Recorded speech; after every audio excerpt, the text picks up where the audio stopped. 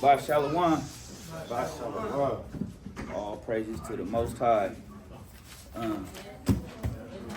Thank and bless the family today. Everybody that's here for another feast day. I think we going on. This is like our third as far as a family and starting this ministry work. As far as FICM is concerned, it's our second one here. And then I remember we rented a space somewhere else when we started. That was our first day. So thank the Most High that some of you, and as well as ourselves, still here, enduring and trying to just keep our life right, taking accountability within ourselves and just getting through the year-to-year battles too. You know, you look back at life and it's so many. It's so many just, ups, downs, trials, tribulations, and it's easy to just say, I don't want to do that no more, So thank the Most High that we all still here and we just staying on that righteous path. Anyone here first? Feast of dedication? Your first one? Okay, I feel like you've been here so long now. All praise to the Most High. Just want to go into the history of what it's about, why it's important that we, keep the feast, and that, Israel rededicating the temple back to the Most High after it being taken over by the Greeks, Antiochus Epiphanes and them, and just through all the different captivities before then, just rededicating our temples today as well. Just cleansing all your sins away, reprogramming, getting that real brainwashing to how you're supposed to, love on each other and keep the Lord's commandments and raise your children up in the ways of these laws, statutes, and commandments. And if you don't have a family yet, preparing them to, walk in that righteous way. Everyone's getting ready for Thanksgiving and Christmas and don't know what this day is. So we got to thank the Most High for that. What's that? Feast of dedication, what's that? Every time they got something coming around as far as these worldly days, that they definitely want to put some darkness on the light with their days. So, family, just rededicating your temple just like they did. We're going to go into the history. Let's go into John chapter 10 and verse 22.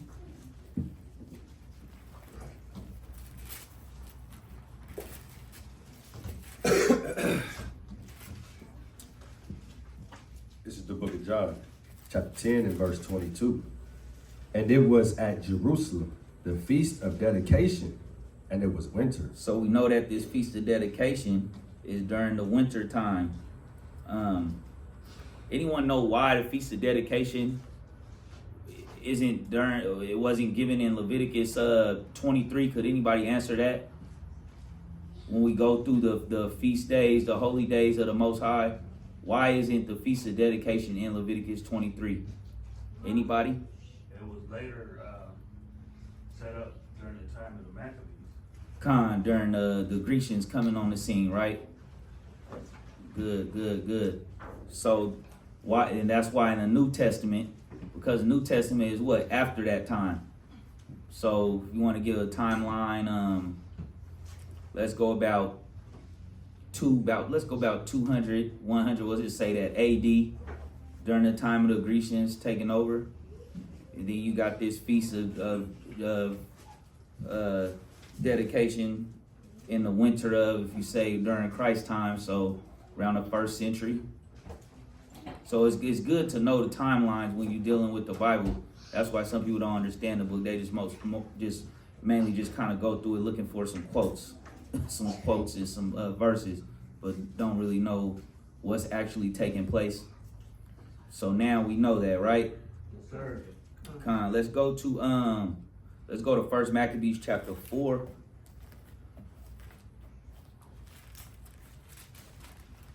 Actually, we're gonna stay in First Maccabees, but I wanna.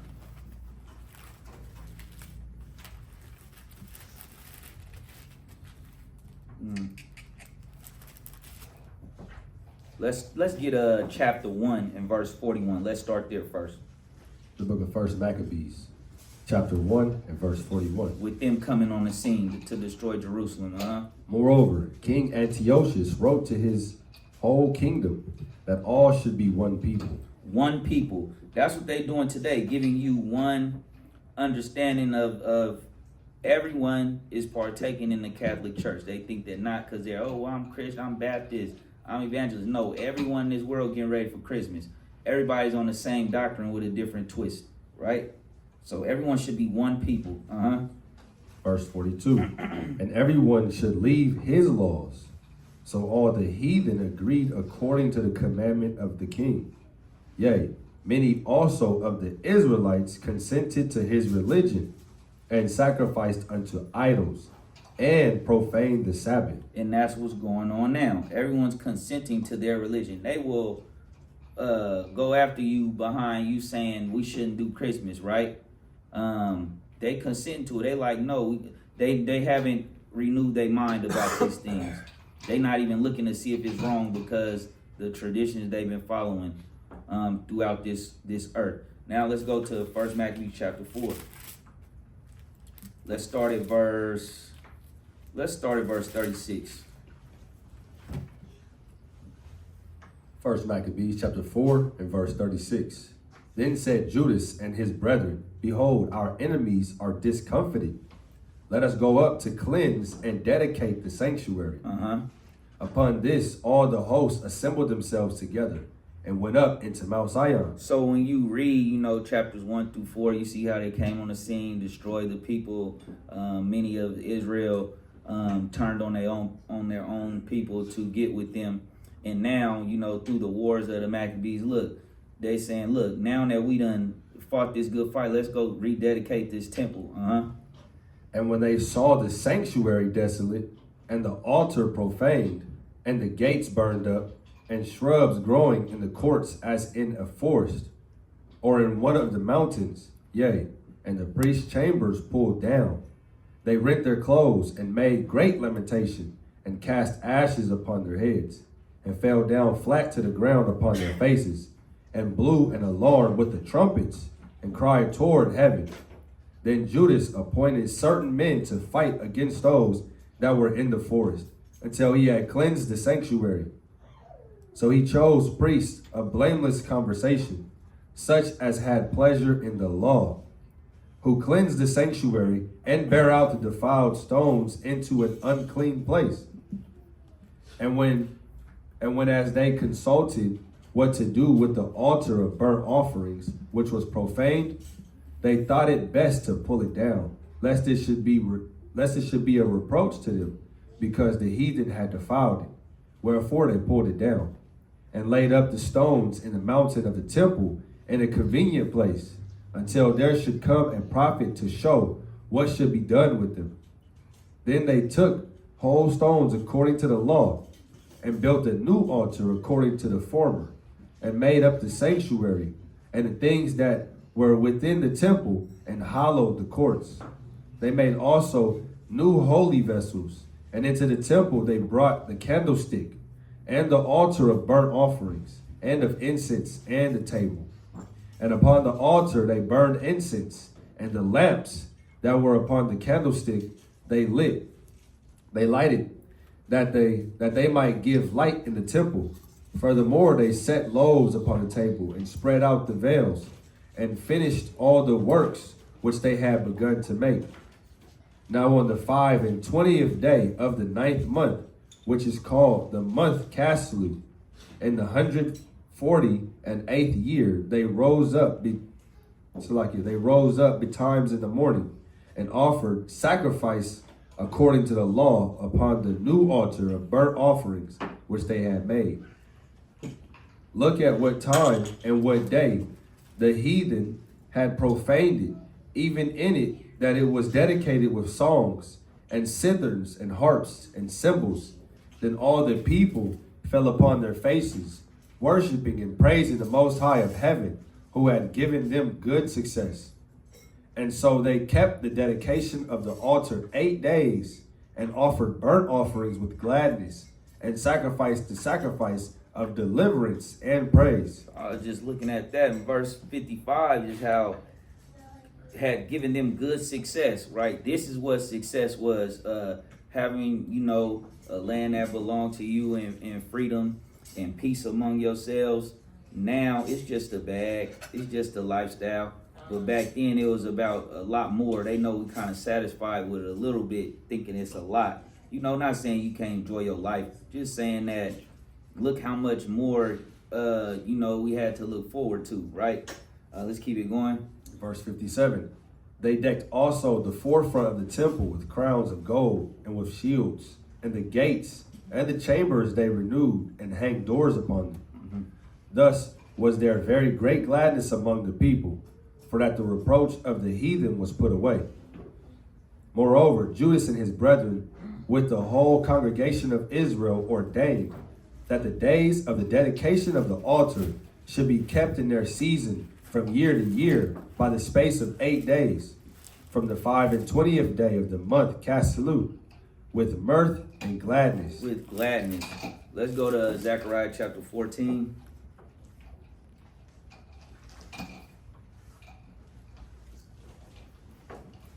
Just speaking of these feast days, but on earth as it is in heaven, these are the days that's going to be kept, in the kingdom.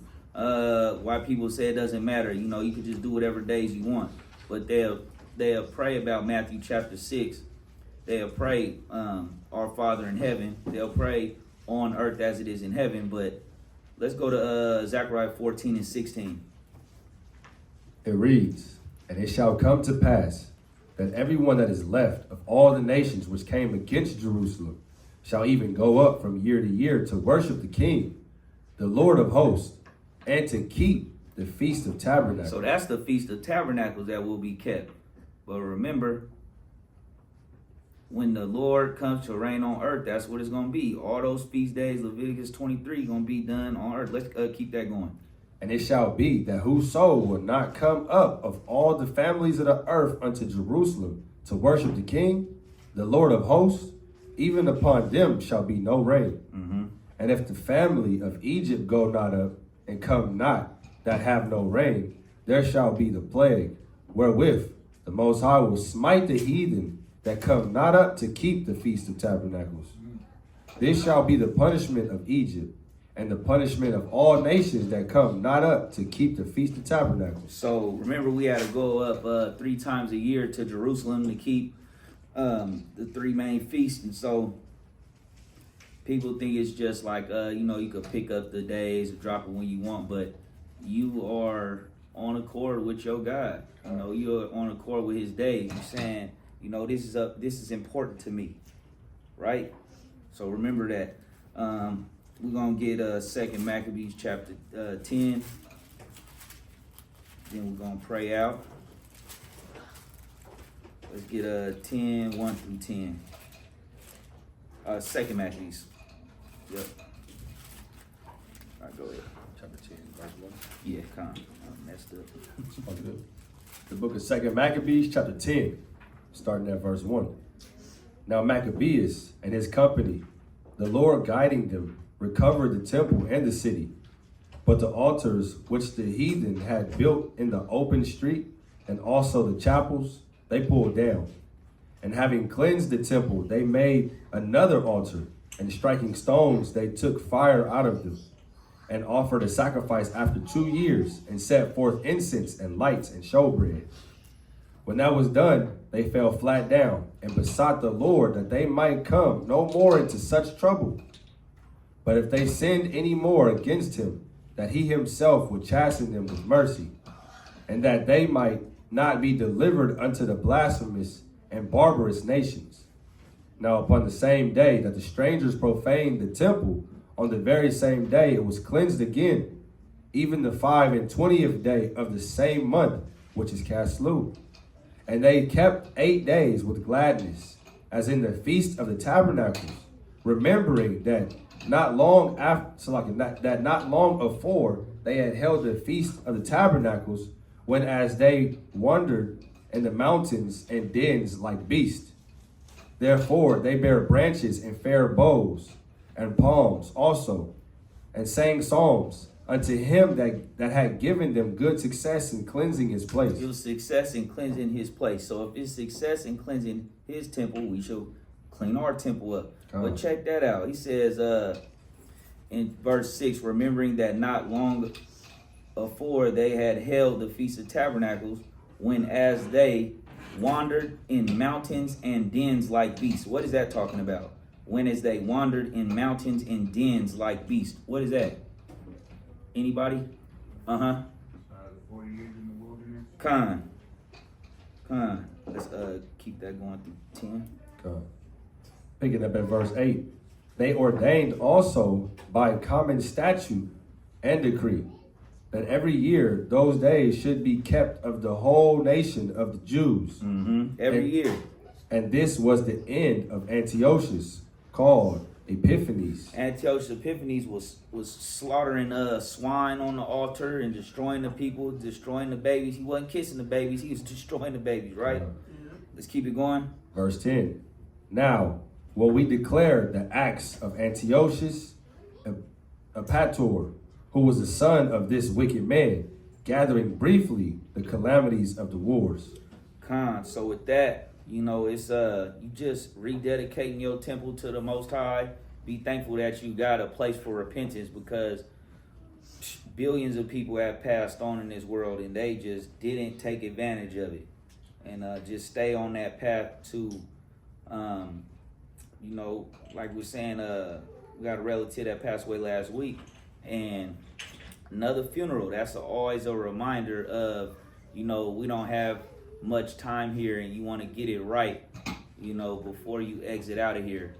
And just thank the Most High for the time given that you can rededicate your temple to him. Matter of fact, let's go there before we go out. Let's go to Romans, what's that, 12?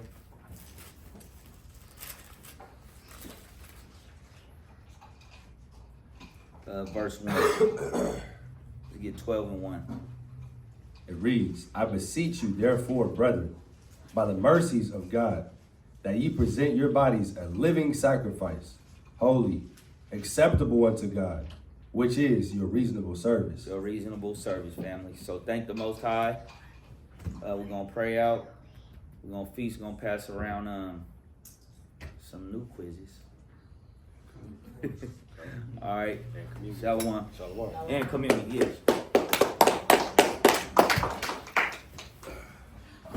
Community too. Yeah, he gonna do it right now.